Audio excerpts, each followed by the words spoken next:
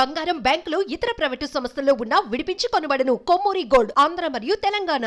ఒక్క ఉద్యోగం రేవంత్ రెడ్డి గారి ప్రభుత్వం కాంగ్రెస్ ప్రభుత్వం వచ్చినాక కొత్తగా ఇచ్చినాము అని ఏ ఒక్క యువతి గాని యువకుడు చెప్పినా నేను అక్కడే రాజీనామా చేసి రాజకీయ సన్యాసం తీసుకుంటా అధ్యక్ష.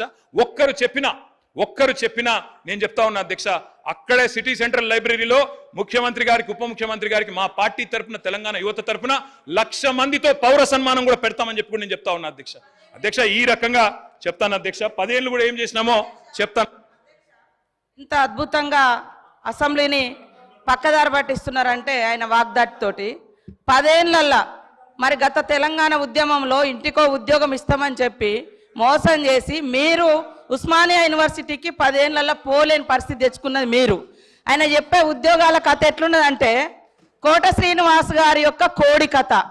నోటిఫికేషన్లు ఇస్తే ఇచ్చుడు, ఈసారి మళ్ళీ ఓట్లు వేస్తే మళ్ళీ తర్వాత ఉద్యోగాలు ఇస్తాం, అట్లా ఆశ పెట్టుకుంటా మీరు మోసం చేసుకుంటూ వచ్చిర్రు.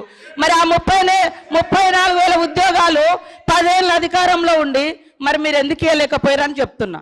ఎందుకు ఇవ్వలేదు? ఇంకొకటి, దాదాపుగా ఈ రోజు వరకు మా నోటీస్కి వచ్చింది డబుల్ పెన్షన్స్ అంటే సర్వీస్లో ఉండి రిటైర్డ్ అవ్వడమో లేదా వాళ్ళ కుటుంబానికి వచ్చేటువంటి 20,000, 1,00,000 ఇట్లాంటి పెన్షన్స్ తీసుకునే వాళ్ళు మీ హయాంలో దాదాపుగా ఇప్పటి వరకు మాకు వచ్చినాయి 5,600 లిస్టు. లక్ష్మమ్మ గారు కూడా 24,000 పెన్షన్ తీసుకుంటుంది సార్.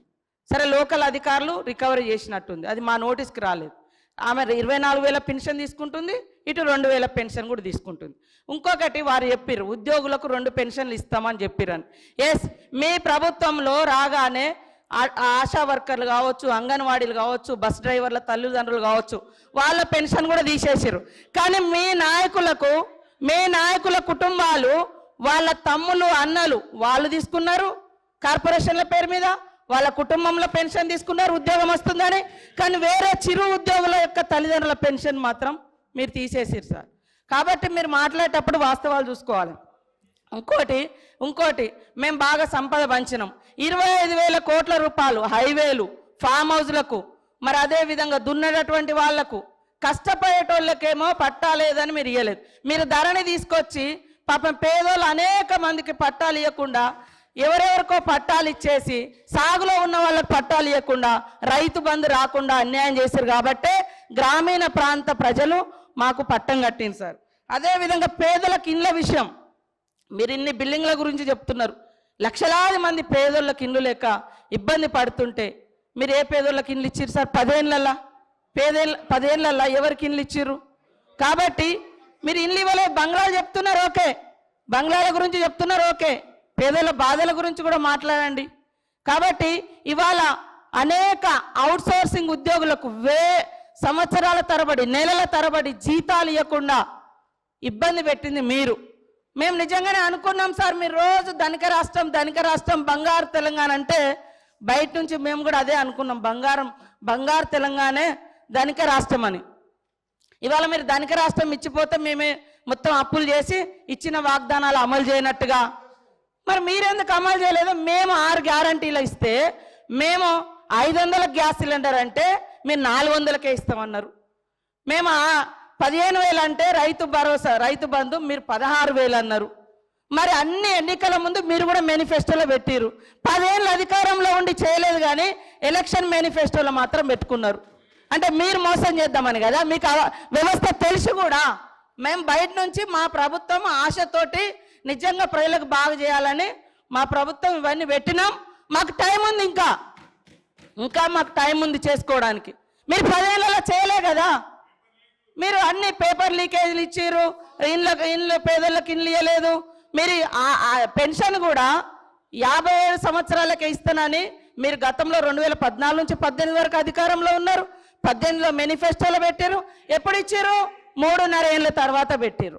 అదేవిధంగా 2,000 పెన్షన్ కూడా ఎప్పుడు పెంచారు? మీరు అధికారంలోకి వచ్చినాక 6 నెలల తర్వాత పెంచారు. కాబట్టి ఇవన్నీ కూడా ఉన్నాయి. మేము అనుకున్నాం నిజంగా అద్భుతంగా ధనిక రాష్ట్రం ఉంది, రైతులకు ప్రజలకు అన్ని ఇద్దామని. కానీ 6 నెలలు సాధ్యం కాలేదు. కొన్ని మీరు రైతు రుణమాఫీ అని చెప్పి 8-10 ఏళ్ళు చేసిరు, అనేక విడతలుగా చేసిరు. మేము ఒక్కొక్కటి చేస్తున్నాం, ప్రజలు సంతృప్తిగా ఉన్నారు. కానీ బాధ అంతా మీకే కనబడుతుంది. బాధ అంతా మీకే కనబడుతుంది. 3 నెలల ఎలక్షన్ కోడ్కే పోయింది సార్, అది కూడా తెలుసు. కానీ పదే పదే ఇవ్వలేదు. ఇవ్వకుండా మాకు ప్రజలు బుద్ధి చెప్పేటప్పుడు చెప్తారు. ఖచ్చితంగా ఇచ్చిన మాటకు మేము కట్టుబడి ఉంటాం.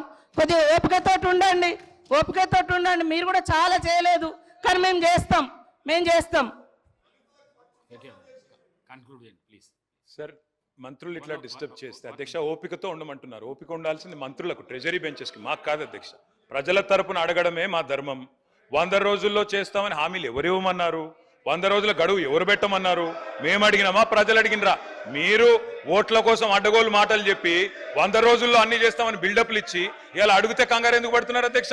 మాకు 5 ఏళ్ళు టైం ఉందంటుండ్రు. మరి ఎలక్షన్ హామీలలో అట్లే చెప్పేది, 5 ఏళ్లలో చేస్తామని చెప్పేది ఉండే.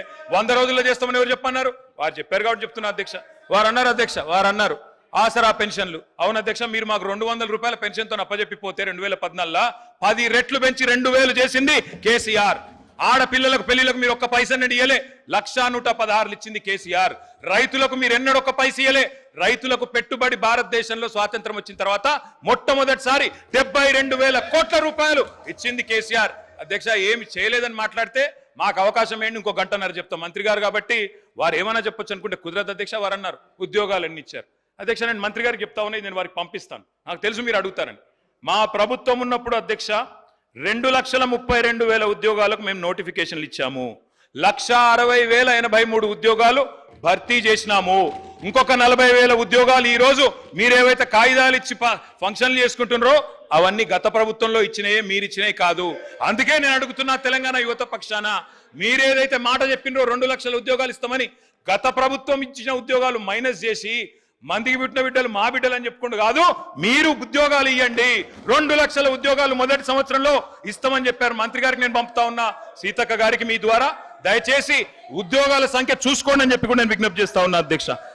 నేను ఇంకొక మాట కూడా చెప్తా ఉన్నా అధ్యక్ష. చిరుద్యోగుల గురించి వారు మాట్లాడారు అధ్యక్ష. కాంట్రాక్ట్ అవుట్ సోర్సింగ్ ఉద్యోగులకి ప్రభుత్వ ఉద్యోగులతో సరి సమానంగా పిఆర్సీ ఇచ్చిన మొట్టమొదటి ప్రభుత్వం కేసీఆర్ ప్రభుత్వం అధ్యక్ష.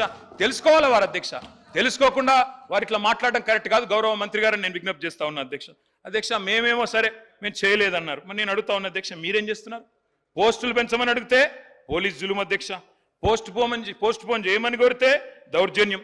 ఉస్మానియా హాస్టళ్లలో జొరబడి అరెస్టులు, సిటీ సెంట్రల్ లైబ్రరీలకు చొచ్చుకొని పోయి అరెస్టులు, అమ్మాయిలను అరెస్ట్ చేసి అర్ధరాత్రికి వదిలిపెట్టరు, కిలోమీటర్లు దూరం నడిపించి క్యాంపస్ లో ఉరికిస్తా ఉన్నారు. ఇంకా అవమానించే మాటలు అధ్యక్ష. గౌరవ ముఖ్యమంత్రి గారు అంటారు వాయిదా వేయమని అడిగితే Group 2ని కొంతమంది నిరుద్యోగులు సన్నాసులు వాయిదా అంటున్నారు, కోచింగ్ సెంటర్ల కోసం వాళ్ళ డబ్బుల కోసం అడుగుతున్నారన్న భావ్యం అధ్యక్ష. ఎవరైతే మిమ్మల్ని అక్కడ కూర్చోబెట్టినరో ఇవాళ వాళ్ళని అవమానించడం భావ్యమేనా? మేము ఏం అడుగుతున్నాం డిప్యూటీ సీఎం గారిని? అధ్యక్ష, మీరే చెప్పారు ఇక్కడ ఉన్నప్పుడు బట్టి విక్రమార్క గారు, Group 1లో 1:100 పిలవండి. Group 2లో మీరు ఇచ్చిన మాట ప్రకారమే 2,000 పోస్టులకు పెంచండి. Group 3లో 3,000 పోస్టులకు పెంచండి. మెగా డిఎస్సి మీరే అన్నారు 25,000 ఉద్యోగాలు ఖాళీగా ఉన్నాయని, మెగా డిఎస్సి వేయండి. మీరే చెప్పారు జీవో 46 ఉద్యోగులకి నిరుద్యోగులకి న్యాయం చేస్తామని. దయచేసి జీవో 46 కూడా సవరించండి తప్పకుండా. మరి మీరు వారికి ఇచ్చిన మాట నిలబెట్టుకోమని మేము కోరుతా ఉన్నాం. మీ పర్సనల్ ఇంటర్వ్యూస్ మరియు వ్యాపార ప్రకటనల కొరకు ఈ నెంబర్ని సంప్రదించండి.